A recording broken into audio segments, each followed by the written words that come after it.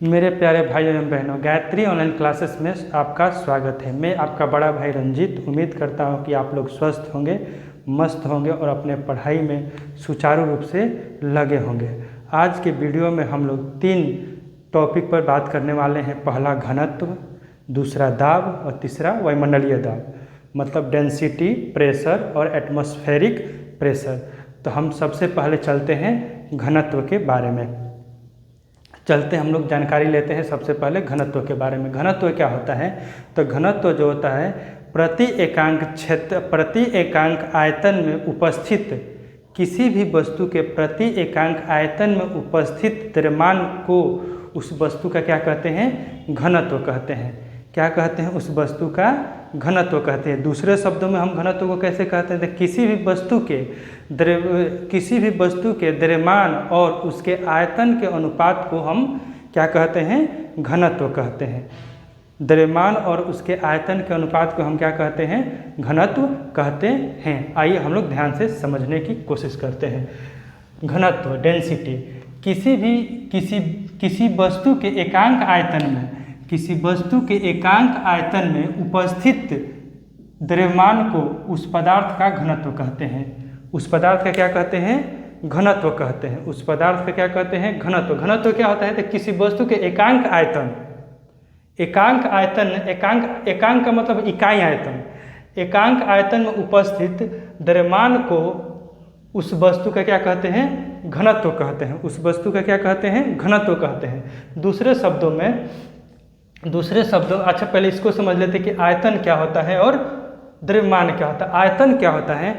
तो कोई भी वस्तु ब्रह्मांड में जितना स्थान घेरता है वही उस वस्तु का क्या कहलाता है? आयतन कहलाता है। आयतन क्या होला? जो ये कलम जो है जितना स्थान घेरेगा वही उसका क्या कहलाएगा? आयतन कहलाएगा। जैसे मेरा शरीर है, जितना स्थान वायुमंडल में और जमीन पर जगह घेर रहा है वही जो होगा, जितना स्थान घेर रहा है वही मेरा शरीर का क्या होगा? आयतन होगा।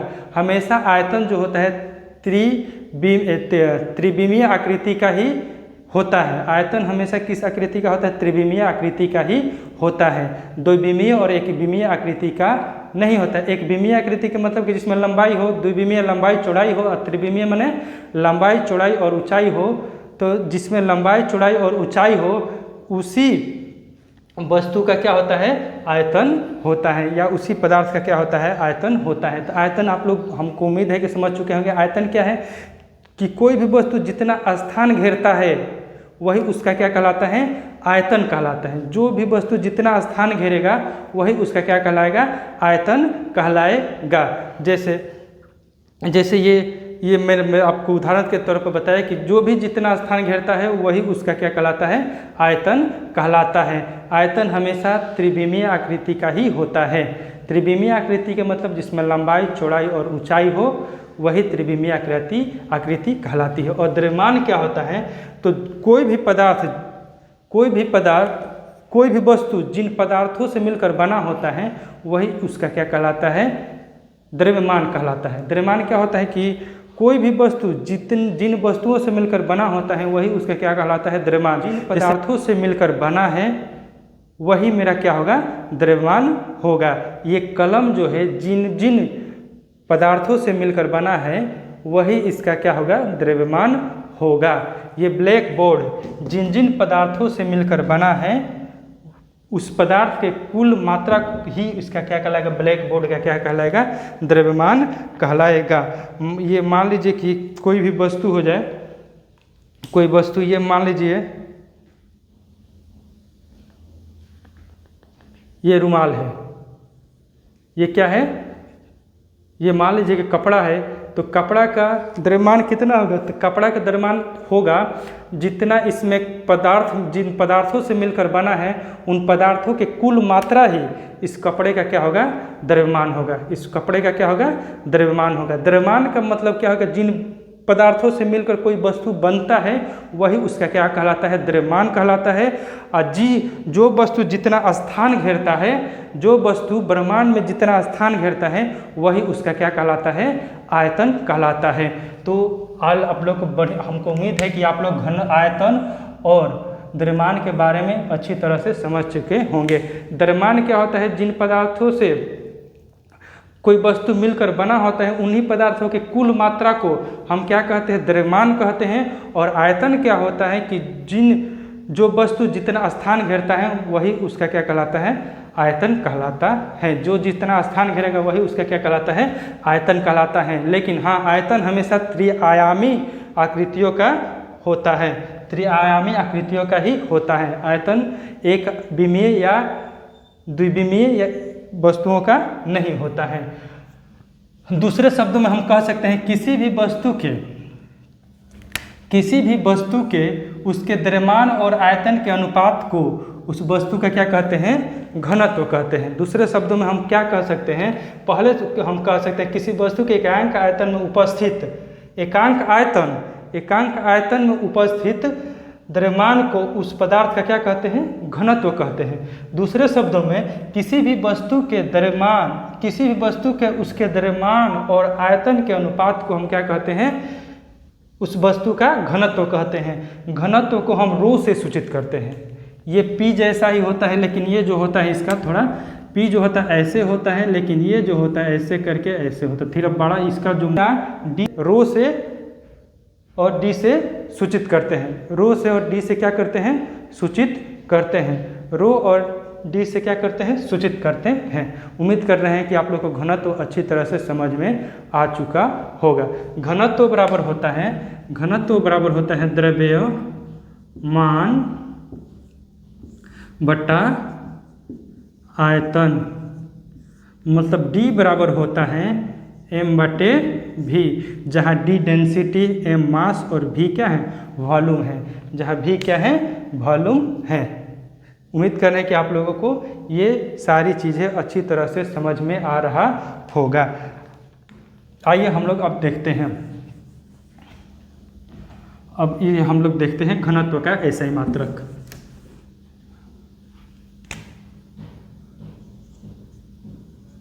घनत्व का एसआई मात्रक।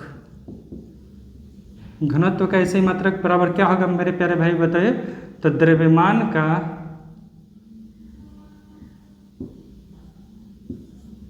का एसआई मात्रक बटा आयतन का एसआई मात्रक।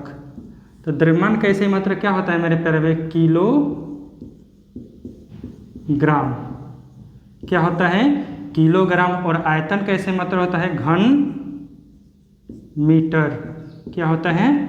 घन मीटर। तो इसको हम किलोग्राम कैसे लिख सकते हैं? KG metre cube. अब आइए इसको लिखेंगे तो हम कैसे लिखेंगे? किलोग्राम प्रति घन मीटर। प्रति का मतलब होता है बाटा में। अब इसको हम लिखेंगे तो कैसे लिख देंगे मेरे प्यारे भाइयों? इसको कैसे लिखेंगे? तो केजी इसको ऐसे भी तो लिख सकते हैं, केजी प्रति मीटर क्यूब। केजी प्रति मीटर क्यूब। या हम इसको कैसे लिख सकते हैं? केजी प्रति मीटर क्यूब। इसको भी केजी प्रति मीटर क्यूब, केजी मीटर प्रति क्यूब लिख सकते हैं। अब आइए ध्यान से समझ रहे हैं। घनत्व का एसआई मात्रक, घनत्व का एसआई मात्रक है द्रव्यमान का एसआई मात्रक बटा आयतन का एसआई मात्रक। किलोग्राम घन द्रव्यमान का एसआई मात्रक क्या होता है? किलोग्राम होता है। और आयतन का एसआई मात्रक क्या होता है? घन मीटर। तो किलोग्राम प्रति घन मीटर, केजी प्रति मीटर क्यूब, इसको भी हम लिख सकते हैं इस रूप में। अब आइए हम लोग पढ़ते हैं, आगे हम लोग पढ़ते हैं। ध्यान दीजिए। उम्मीद कर रहे हैं कि आप लोग को ये बेहतरीन ढंग से आप लोगों को समझ में आ रहा होगा। घनत्व का मतलब क्या होता है कि कौन वस्तु कितना घना है। घना के मतलब एक एग्जाम्पल से देख आपको समझाते हैं। एक एग्जाम्पल देते हैं। मान लीजिए कि ये क्या है? ये इस डब्बे में नमक है और इस डब्बे में क्या है? हरा चना, हरा मटर है। इसका जो कण है छोटा छोटा है और इसका कण क्या है? बड़ा बड़ा है। तो ये भी 250 ग्राम है, ये भी ½ kg नमक है और ये भी चना जो है ½ kg चना भी है, लेकिन ये जो है बहुत ही कम जगह में ही आ गया है और ये जो है बहुत ज़्यादा जगह में आ गया है। तो कह सकते हैं इसका घनत्व जो है क्या है, कम, मतलब कि कम जगह में आ गया है। इसका मतलब जो है इसका घनत्व ज़्यादा है और इसका घनत्व क्या है, कम है। इसका घनत्व ज़्यादा है और इसका घनत्व क्या है, कम है। ये जो है छोटा छोटा कण है, इसलिए इसका घनत्व क्या है, ज़्यादा है और इसका घनत्व क्या है, कम है। घनत्व का मतलब जंगल जो होता है घना घना, एकदम पेड़ ज़्यादा रहेगा तो उसको हम क्या कहेंगे, घना घना, तो उसी को हम क्या कहेंगे, घनत्व। पेड़ एकदम मतलब नज़दीक नज़दीक रहेंगे तो क्या कहेंगे हम कि घनत्व इसका क्या है, घना जंगल है। लेकिन पेड़ दूर दूर रहेगा तो कहेंगे कि घना जंगल नहीं। तो उसी से हम लोग घनत्व समझ सकते हैं, जंगल से ही हम क्या समझ सकते हैं, घनत्व को समझ सकते हैं। आइए हम लोग ध्यान से समझते हैं। अब देखिए, हाँ, नोट में देख लीजिए द्रव्यमान क्या होता है और आयतन क्या होता है। द्रव्यमान किसी वस्तु को बनाने वाले पदार्थ की कुल मात्रा, किसी वस्तु के बनाने वाले पदार्थ की कुल मात्रा जिनसे कोई वस्तु मिलकर बना होता है, कुल मात्रा उस वस्तु का क्या कहलाता है, द्रव्यमान कहलाता है। द्रव्यमान मेरे प्यारे भाइयों क्या कहलाता है कि जिन पदार्थों से कोई वस्तु, मतलब किसी भी वस्तु को बनाने वाले पदार्थ की कुल मात्रा, किसी भी वस्तु को बनाने वाले पदार्थ की कुल मात्रा को ही उस वस्तु का क्या कहते हैं, द्रव्यमान कहते हैं। इसमें जितना पदार्थ के कण लगे हैं, प्लास्टिक लगा है, इंक लगा है, जो भी इसमें लगा है, उसके कुल मात्रा ही क्या कहलाएगा, इस पेंसिल का क्या कहलाएगा, द्रव्यमान कहलाएगा। आयतन क्या होता है, किसी वस्तु द्वारा घेरे गए त्रिआयामी मैंने लंबाई चौड़ाई ऊंचाई स्थान की मात्रा को उस वस्तु का क्या कहते हैं, आयतन कहते हैं। ये क्या कहते हैं, आयतन कहते हैं। जो जिस वस्तु से ये मिलकर बना है वह क्या कहलाएगा, उसका द्रव्यमान कहलाएगा। और ये जितना स्थान घेरेगा वो क्या कहलाएगा, आयतन कहलाएगा। जितना स्थान घेरेगा वो क्या कहलाएगा, आयतन कहलाएगा। स्थान के मतलब कि लंबाई चौड़ाई और ऊंचाई उसमें होना चाहिए।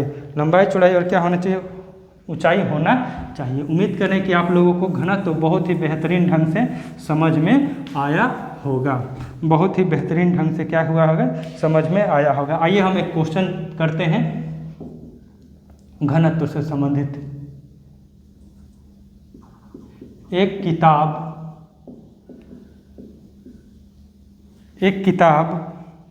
जिसका द्रव्यमान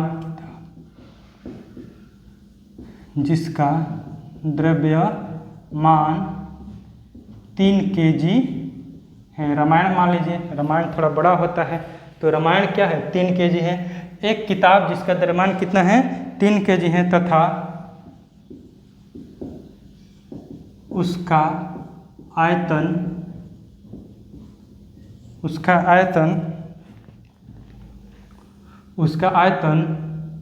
0.5 मीटर क्यूब है, तो उस किताब का घनत्व ज्ञात करें। उस किताब का घनत्व ज्ञात करें। उस किताब का क्या ज्ञात करना है, हमें घनत्व ज्ञात करना है। उस किताब का क्या करना है, घनत्व ज्ञात करना है। तो हल दिया है, क्या दिया है मेरे प्यारे भाइयों, किताब का द्रव्यमान कितना दिया है, द्रव्यमान दिया है 3 kg और किताब का आयतन कितना दिया है मेरे प्यारे भाइयों, 0.5 मीटर क्यूब।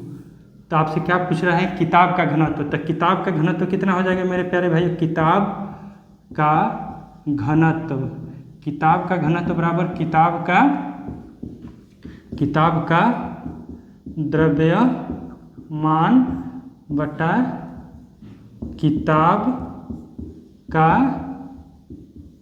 आयतन कितना है मेरे प्यारे भाइयों, 3 kg बट्टा में 0.5 मीटर क्यूब।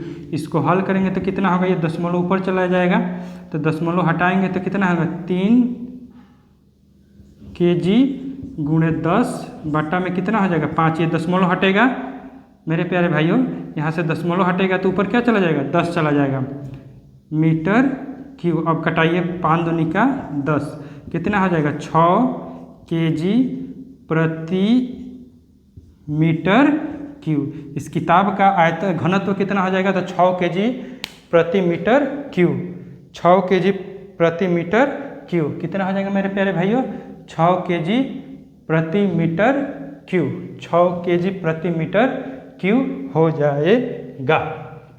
उम्मीद कर रहे हैं कि आप लोगों को बेहतरीन ढंग से समझ में आया होगा।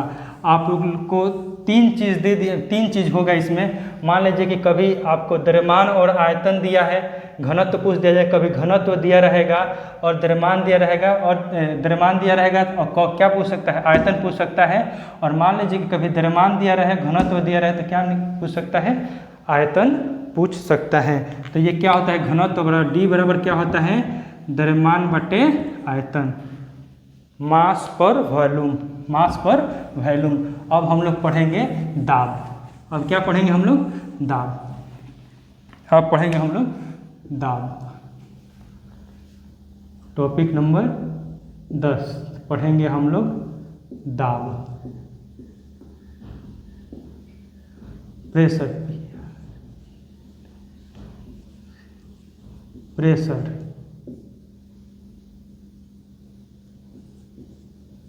प्रेशर क्या होता है, दाब क्या होता है, ये होता है प्रति एकांक क्षेत्रफल पर लगने वाले बल को हम क्या कहते हैं, दाब कहते हैं। क्या कहते हैं, किसी सतह के प्रति एकांक, एकांक मतलब इकाई होता है, प्रति एकांक क्षेत्रफल, प्रति एकांक क्षेत्रफल पर लगने वाले बल को, लगने वाले बल को प्रति एकांक, किसी सतह के प्रति एकांक क्षेत्रफल पर लगने वाले बल को दाब कहते हैं। क्या कहते हैं, दाब कहते हैं। क्या कहते हैं मेरे प्यारे भाइयों, दाब कहते हैं। दाब बराबर क्या होता है, दाब बराबर होता है बल बटे क्षेत्रफल, मतलब P बराबर F बाई ए। P बराबर क्या होता है, P बराबर F बाई ए, प्रेशर बराबर फोर्स बाई एरिया। अब हम लोग ने लिखा है दाब का मात्रक, दाब का एसआई मात्रक। दाब का एसआई मात्रक निकालने के लिए हम क्या लेंगे, बल का एसआई मात्रक बटा क्षेत्रफल का एसआई मात्रक। पिछले वीडियो में हम लोग जानते हैं कि बल का एसआई मात्रक क्या होता है मेरे प्यारे भाई, न्यूटन,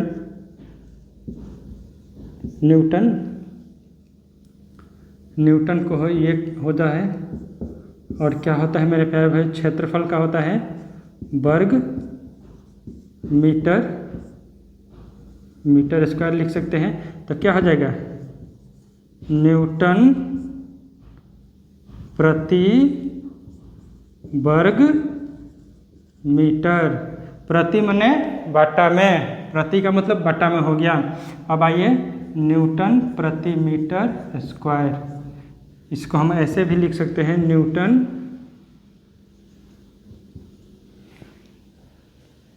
ठीक है। अब आइए मेरे प्यारे भाइयों, अब ध्यान से देखिए, अब जो ये जो है न्यूटन प्रति मीटर है, न्यूटन प्रति मीटर है, इसी को यहाँ मिटाते हैं इसको,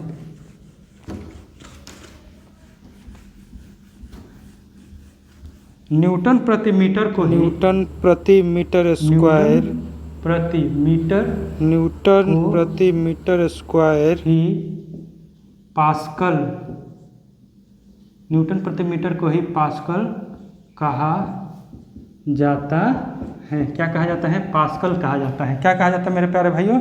पास्कल कहा जाता है। पास्कल कौन थे? एक वैज्ञानिक थे।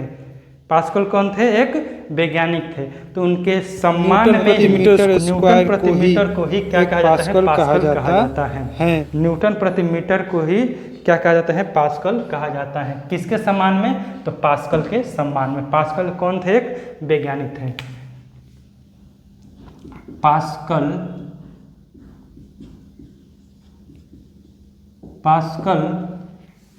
को संक्षेप में पीए से सूचित करते हैं। किससे सूचित करते हैं? पीए से सूचित करते हैं। मतलब एक पास्कल बराबर ये संकेत हो गया। एक पास्कल बराबर क्या होता है? 1 न्यूटन प्रति मीटर स्क्वायर होता है। 1 न्यूटन प्रति मीटर स्क्वायर होता है।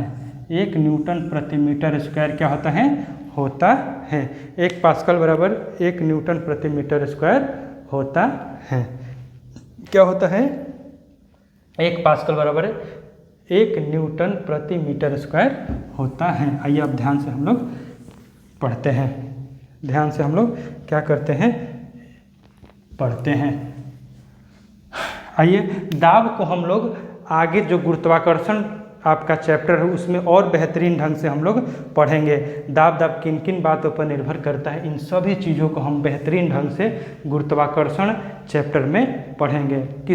कौन से चैप्टर में? गुरुत्वाकर्षण चैप्टर में हम लोग बेहतरीन ढंग से पढ़ेंगे। आइए अब हम लोग पढ़ते हैं।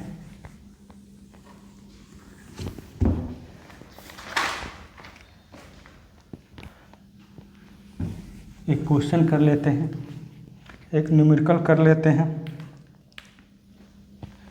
क्वेश्चन,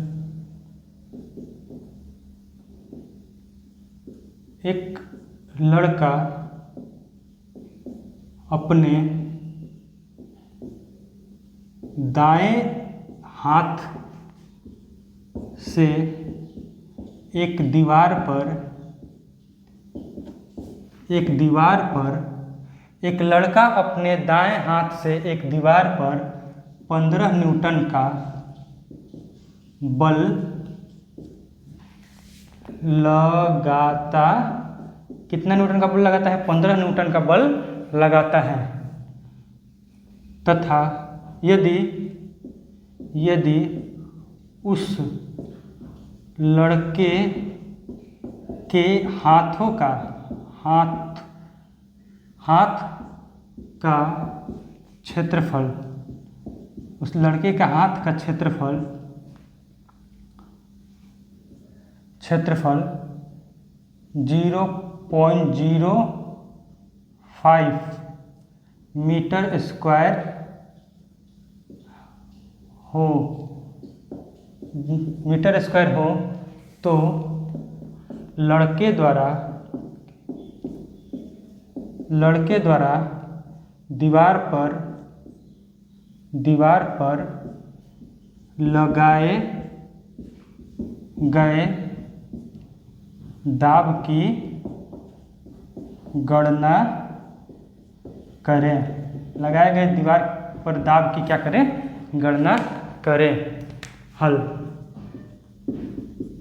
दिया है। क्या दिया है मेरे प्यारे भाइयों? देखिए हमको दे दिया है बल,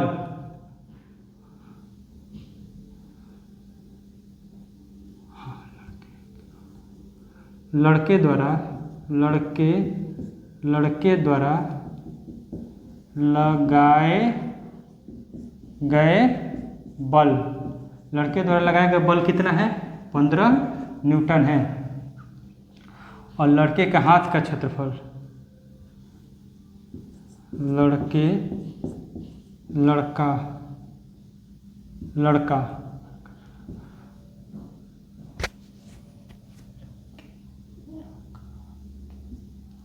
लड़का चलिए हाँ देखिए, लड़का द्वारा लगाए गए बल कितना है? 15 न्यूटन है।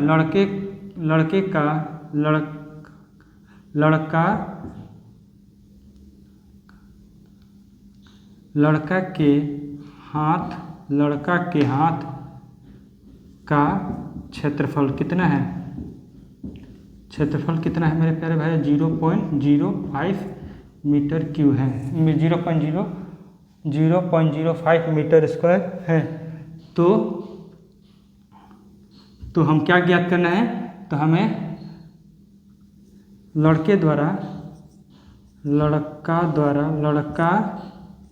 लड़का द्वारा लगाए गए दीवार पर दाब की गणना करना है। दाब बराबर वाट, लड़का द्वारा लगाए गए दीवार पर दाब ज्ञात करना है। तो दाब बराबर क्या होता है मेरे प्यारे भाइयों? दीवार पर लगाए गए दाब बराबर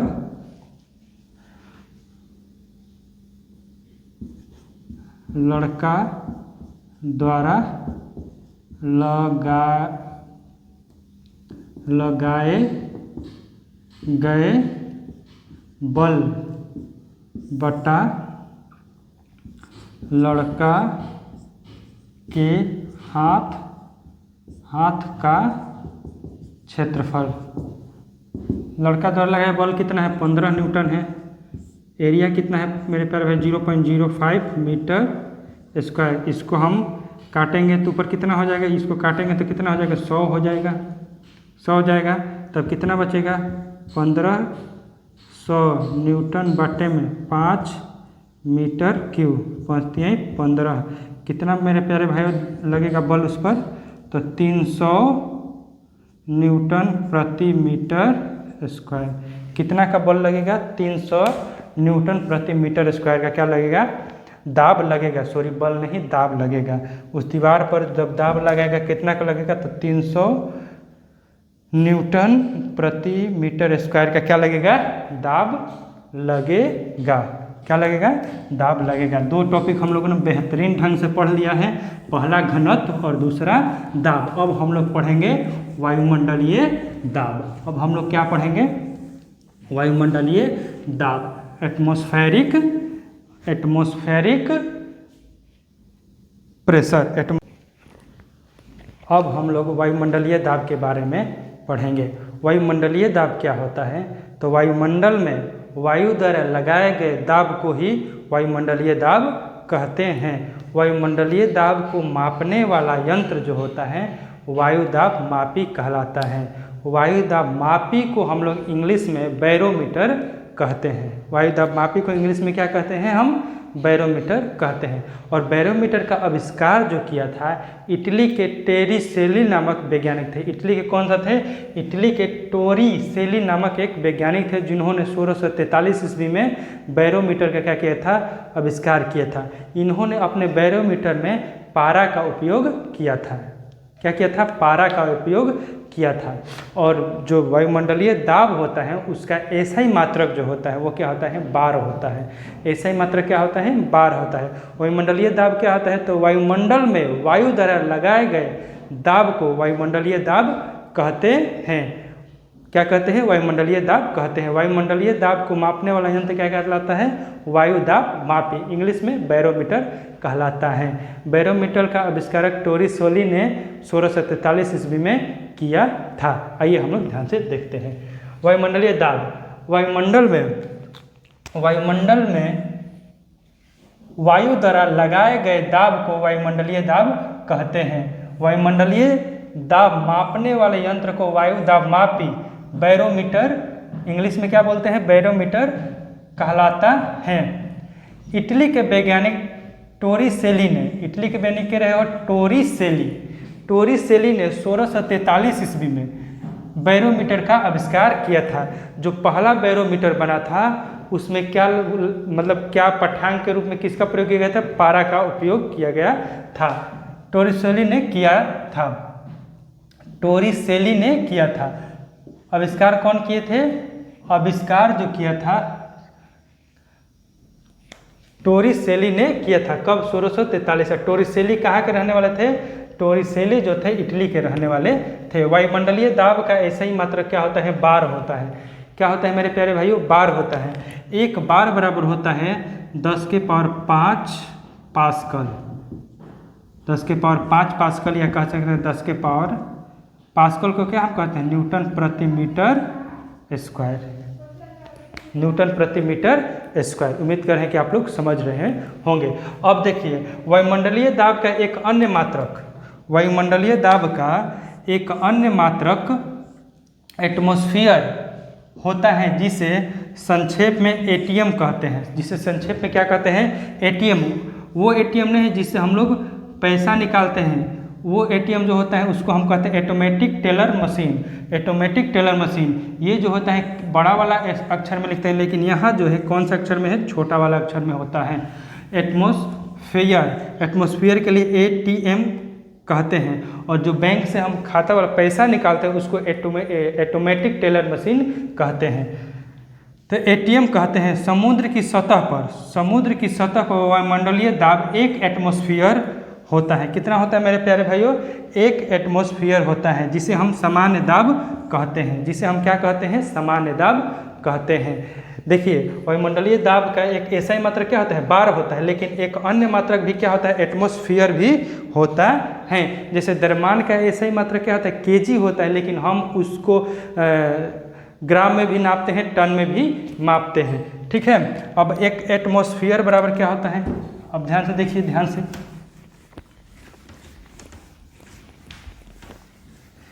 एक एटमॉस्फेयर बराबर होता है, एक एटमॉस्फेयर बराबर होता है 1.01 गुणे 10 के पावर 1.01 गुणे 10 के पावर 5 पास्कल, पास्कल कहिए, या इसको भी ऐसे लिख सकते हैं 1.01 गुणे 10 के पावर 5 न्यूटन पर मीटर स्क्वायर। उम्मीद कर रहे हैं कि वायुमंडलीय दाब आपको बहुत ही बेहतरीन ढंग से समझ में आया होगा। वायुमंडलीय दाब क्या है, तो वायु द्वारा वायुमंडल में लगाए गए दाब को ही क्या कहते हैं, वायुमंडलीय दाब कहते हैं। वायुमंडलीय दाब का ऐसा ही मात्रक जो होता है, बार होता है, लेकिन वायुमंडलीय दाब को नापने वाला यंत्र जो होता है वायु दाब मापी, जिसे हम इंग्लिश में बैरोमीटर कहते हैं। टोरिसेली ने, कौन, इटली के वैज्ञानिक टोरिसेली ने 1643 ईस्वी में बैरोमीटर का आविष्कार किया था, जिसमें उन्होंने पाठ्यांक के रूप में किसका प्रयोग किया था, पारा का प्रयोग किया था। लेकिन आधुनिक युग में पानी का और हवा का भी बैरोमीटर में उपयोग होना शुरू हो गया है। अब हम लोग पढ़ते हैं कुछ इसमें महत्वपूर्ण बातें।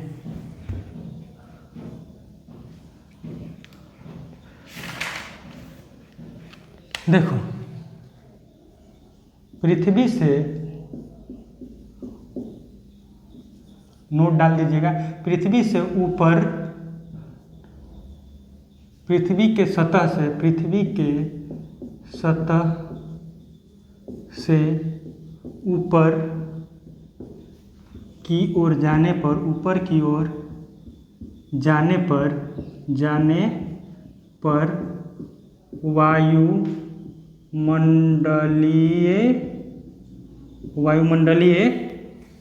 दाब घटता है।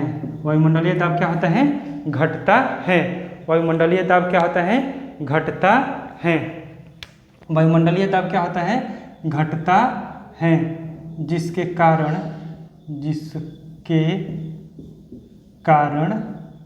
कारण पहला, पहाड़ों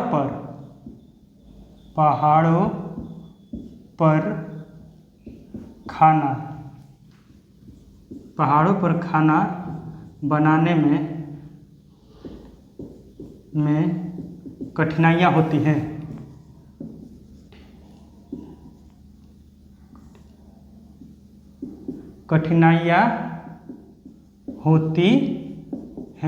पहाड़ों पर खाना बनाने में क्या होती है, कठिनाइयाँ होती हैं। पहाड़ों पर खाना बनाने में कठिनाई होती है। कठिनाई होती है। क्या होती है मेरे प्यारे भाइयों, कठिनाई होती है। दूसरा, वायुमंडलीय दाब कम हो जाता है। अब ध्यान से समझिए, वायुमंडलीय दाब क्या हो जाता है, कम हो जाता है, तो खाना बनाने में कैसे कठिनाइयाँ होगी। जैसे ये प्रेशर कुकर है, ये क्या है मेरे प्यारे भाई, प्रेशर कुकर, इसमें आग लगेगा, आग लगेगा तो इसमें क्या बनेगा, प्रेशर बनेगा, और प्रेशर बनेगा तो इस पर वायुमंडलीय दाब नहीं रहेगा, तो ये प्रेशर कुकर का जो ये छूछी है ये बार बार ऊपर उठ जाएगा, जिससे इसमें पूर्ण रूप से क्या नहीं बन पाएगा, दाब नहीं बन पाएगा, और दाब नहीं बनेगा तो क्या होगा, खाना बनने में क्या होगी, कठिनाइयाँ होगी। देखिए इसमें तो प्रेशर बनेगा पूरा, लेकिन वायुमंडलीय दाब नहीं रहेगा, वायुमंडलीय दाब नहीं रहेगा, तो ये क्या रहेगा, बार बार ऊपर हो जाएगा, और इसका प्रेशर जो होगा पूरा बाहर निकल जाएगा, और खाना जो है बेहतरीन ढंग से नहीं बनेगा, खाना बनाने में कठिनाइयाँ होगी। दूसरा,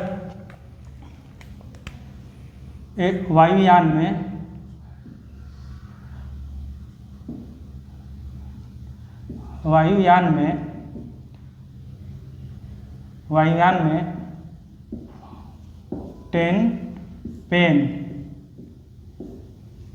फाउंटेन पेन से स्याही रिस जाता है, फाउंटेन पेन से स्याही रिस जाता है। जब वायुमंडल ऊपर जाएगा तो वायुमंडलीय दाब क्या होता है, कम होता है, तो फाउंटेन पेन का जो स्याही है वो क्या होता है, रिस जाता है। फाउंटेन पेन का स्याही क्या होता है, रिस जाता है। वायु द्वारा वायुमंडल में डाले गए दाब को ही क्या कहते हैं, वायुमंडलीय दाब कहते हैं। एक एग्जाम्पल द्वारा आपको हम लोग समझाते हैं। वायुमंडलीय दाब क्या होता है, तो वायु द्वारा वायुमंडल में डाले गए दाब को ही क्या कहते हैं, वायुमंडलीय दाब कहते हैं। ध्यान से समझिए एक एग्जाम्पल से।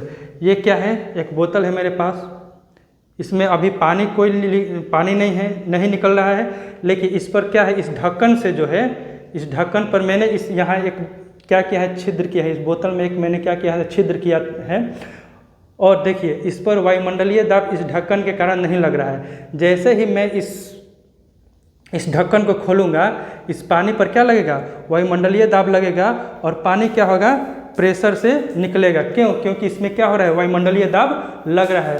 अब जब हम इस वायुमंडलीय दाब को क्या करेंगे, बंद कर देंगे, तो बोतल का पानी क्या हो जाएगा, निकलना क्या हो जाएगा, बंद हो जाएगा। जैसे ही ढक्कन खोलेंगे, इस पर वायुमंडलीय दाब क्या हो रहा है, लग रहा है, जिसके कारण पानी क्या हो रहा है, बाहर की ओर निकल रहा है। जैसे इसको बंद करेंगे, पानी क्या होना, निकलना क्या हो जाएगा, बंद हो जाएगा। वायुमंडलीय दाब समझ गए कि वायु भी क्या, वायु द्वारा वायुमंडल में डाले गए दाब को ही क्या कहते हैं, वायुमंडलीय दाब कहते हैं। ऐसे हम किए, इस पर अभी वायु का दाब लग रहा है, लेकिन जैसे ही हम ये क्या किए,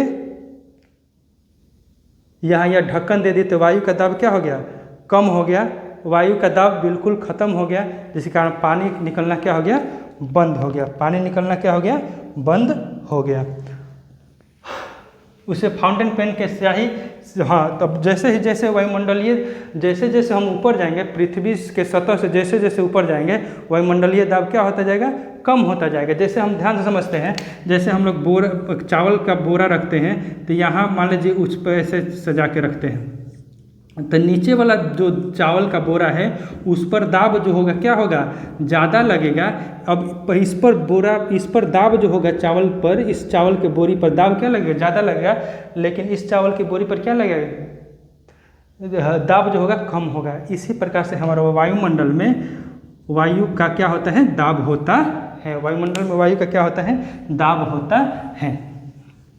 अब ध्यान से समझ चुके होंगे कि वायुमंडलीय दाब के कारण ही पहाड़ पर जाने पर हमें खाना बनाने में कठिनाइयाँ होती हैं, और जो स्याही है फाउंटेन पेन वो क्या हो जाती है, रिस जाती हैं। अब देखिए वैज्ञानिक लोग, जो मौसम वैज्ञानिक लोग होते हैं, वो कैसे बता देते हैं कि आज बारिश होगा, कि आंधी होगा, कि तूफान होगा, वो पहले ही अनुमान लगा देते हैं। तो वो कैसे लगाते हैं, तो बैरोमीटर से, बैरोमीटर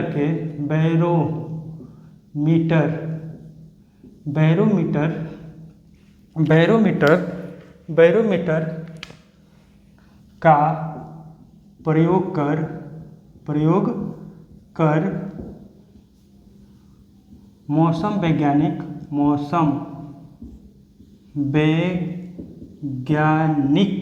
मौसम वैज्ञानिक मौसम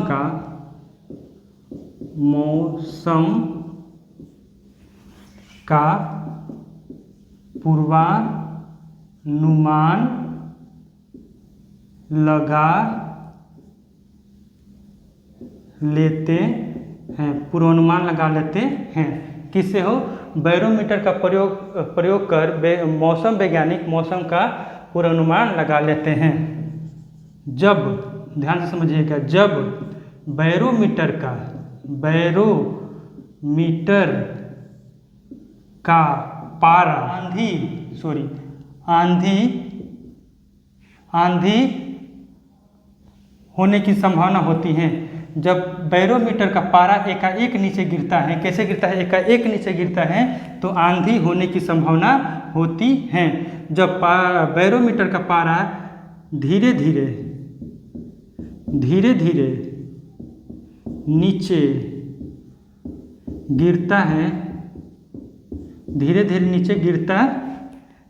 नीचे गिरता है तो वर्षा होने की संभावना होती है। वर्षा होने की संभावना होती है। एकाएक गिरेगा तो आंधी तूफान की क्या है? संभावना है। आंधी तूफान की क्या है? संभावना है। जब बैरोमीटर का पारा धीरे धीरे नीचे गिरेगा तो वर्षा होने की संभावना है। जब बैरोमीटर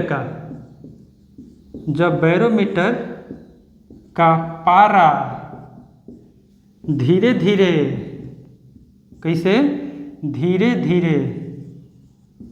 ऊपर चढ़ेगा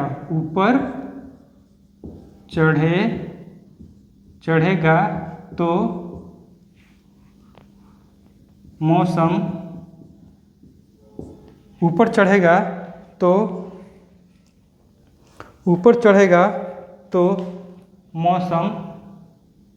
मौसम या दिन साफ होगा। दिन क्या होगा? साफ होगा। दिन क्या होगा मेरे प्यारे भाइयों? साफ होगा। मतलब एकाएक पारा नीचे गिरेगा बैरोमीटर का तो आंधी तूफान, धीरे धीरे गिरेगा तो बारिश। आंधी तूफान एकदम कैसे आता है? तेजी से।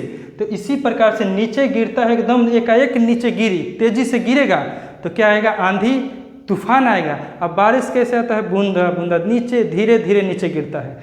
धीरे धीरे क्या करता है? नीचे। बारिश की बूंदे कैसे गिरते? धीरे धीरे नीचे गिरता है। तो धीरे धीरे नीचे गिरता है तो उसे हम तो क्या होने की संभावना होती है? वर्षा होने की संभावना होती है। धीरे धीरे गिरेगा तो वर्षा होने की, एकाएक गिरेगा तो आंधी तूफान। आंधी तूफान एकाएक आता है, पूरा तबाही मचा के चला जाता है। लेकिन वर्षा जो है धीरे धीरे गिरता है तो बैरोमीटर का पारा जब धीरे धीरे नीचे गिरता है तो वर्षा होने की संभावना होती है। और धीरे धीरे ऊपर चढ़ता है तो मौसम क्या होता है? साफ होता है। मौसम क्या होता है मेरे प्यारे भाइयों? साफ होता है। उम्मीद करते हैं कि आप लोगों को बेहतरीन ढंग से समझ में आया होगा। वायुमंडलीय दाब क्या है? तो वायुमंडल में वायु द्वारा लगाए गए दाब को वायुमंडलीय दाब कहते हैं। इसको वायु दाब मापी से मापते हैं। वायु दाब मापी को हम इंग्लिश में बैरोमीटर कहते हैं। बैरोमीटर का आविष्कार टोरिसेली ने 1643 ईस्वी में किया था। बैरोमीटर का ऐसा ही मात्रक जो होता है क्या होता है? बार होता है। बैरोमीटर का ऐसा ही मात्रक क्या होता है? बार होता है। और जैसे जैसे हम पृथ्वी से ऊपर जाते हैं वायुमंडलीय दाब क्या होता है? घटता है। और घटने के कारण हमें पहाड़ों पर खाना बनाने में क्या होती है? कठिनाइयाँ होती हैं। इसके बाद जब हम वायुमंडल में क्या करते हैं? वायुमंडल में जाते हैं और वायुयान में जाते हैं तो हमारा फाउंटेन पेन जो होता है वो क्या होता है? स्याही उसका क्या होता है? रिसने लगता है। और आप चिप्स के पैकेट यदि वायुमंडल में थे, जहाज में ले जाइएगा तो उसका एकदम वायुमंडलीय दाब कम होने के कारण वो बहुत ज़्यादा टाइट हो जाता है। वो बहुत ज़्यादा क्या होता है? फैल जाता है। वायुमंडलीय दाब क्या होता है? कम होने के कारण वो चिप्स का पैकेट जो होता है बहुत टाइट हो जाए, एकदम टाइट हो जाता है। ठीक है, उम्मीद कर रहे हैं कि आप लोग की ये सेशन बहुत ही बेहतरीन ढंग से समझ में आया होगा। और आप लोग उम्मीद है कि इन चीज़ों को बेहतरीन ढंग से समझने की कोशिश कर रहे होंगे। तब तक के लिए धन्यवाद। मिलते हैं नेक्स्ट वीडियो में।